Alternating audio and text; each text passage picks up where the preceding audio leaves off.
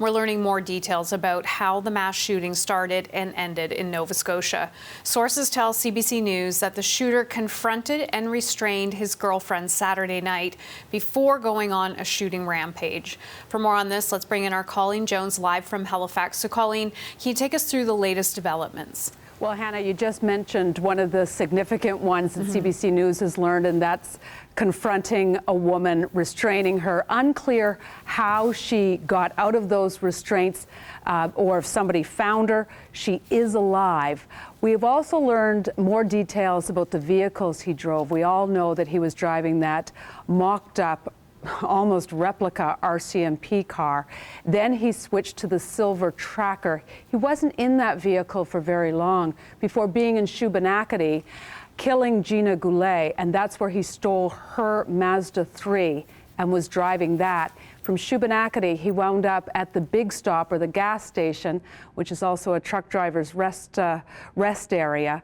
That's in Enfield, to get gas. That's where he was confronted by the plainclothes police officers and with a canine, and they took him down there. So those are some of the details we're learning. The RCMP did not hold their news conference today.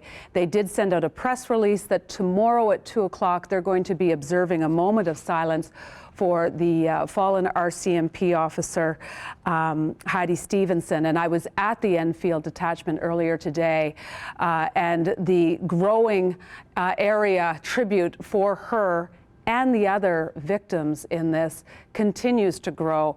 Two things that they've put up at the memorial there in her honor is somebody has carved out of concrete her name and her number, and they've also, with an arrangement of roses, spelled out her name, Heidi. You're looking now at some of the other memorials that are in Cumberland and Colchester counties as people honor this moment. Earlier today, I was in Portapique, and that is where, at a very old church that's there, that's now owned by a gentleman, Chase Vanderhook, he is asking people to send cards or postcards or anything, tartan, whatever you want, to him so he can do this tribute outside of the church. Here's the item that I shot earlier today. Madge Foster and Louis Finney are bringing a big heart covered in Nova Scotia tartan, plus 22 crystals symbolizing the victims. They're hanging it here at the old church in Portapique. Madge made it yesterday, provided her a little therapy. Feeling for the families. The idea to create a memorial came from Case Vanderhook. He owns the old church and lives here in Portapique. And like so many people, he spent Sunday feeling quite helpless till he found this way to help. In, I can't say a situation like this because there is no situations like this. If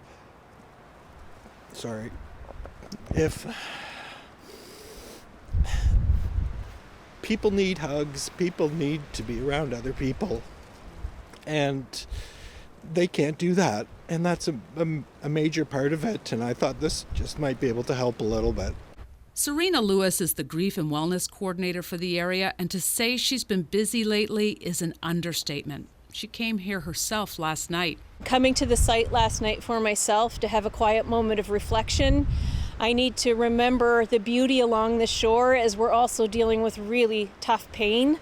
So it's important that I stay grounded myself by doing the things for self-care. And as we all try to stay strong, this public shrine can help. As we're working through letting the layers of shock wear down over the events that have occurred over the last couple of days here in our community, and now I'm seeing we're settling into grief. So the sadness and the anger and the disbelief and how we're going to start working towards our healing, and examples of what's happening here around memorial sites that we can safely gather, very important. So Chase is tending to it, spray painting footprints so people can keep their distance. Still, he hopes people send love to Portapique however they can. And I can't tell you how many on the road to Portapic, just memorials there are on the side of the road, or people putting it in their windows, hashtag Colchester Strong or hashtag Nova Scotia Strong, or as Chase told me, the new logo should be hashtag Nova Scotia Stronger, as people kind of go through the grieving and mourning. And one thing that's on tomorrow night, of course, Hannah, is the 7 o'clock virtual vigil. So that'll be interesting. I'm sure it won't, I'm sure it's going to provide a lot of comfort to people. All of this is providing comfort to a lot of the people, seeing that, you know, from the Banff bells that played to different things that all of Canada's doing. I think it's very much appreciated by the people that are really impacted by this. I'm sure we hope so. And Colleen, thank you and your team there in Halifax. You're doing a great job. We really appreciate it. You're welcome. Colleen Jones, live in Halifax.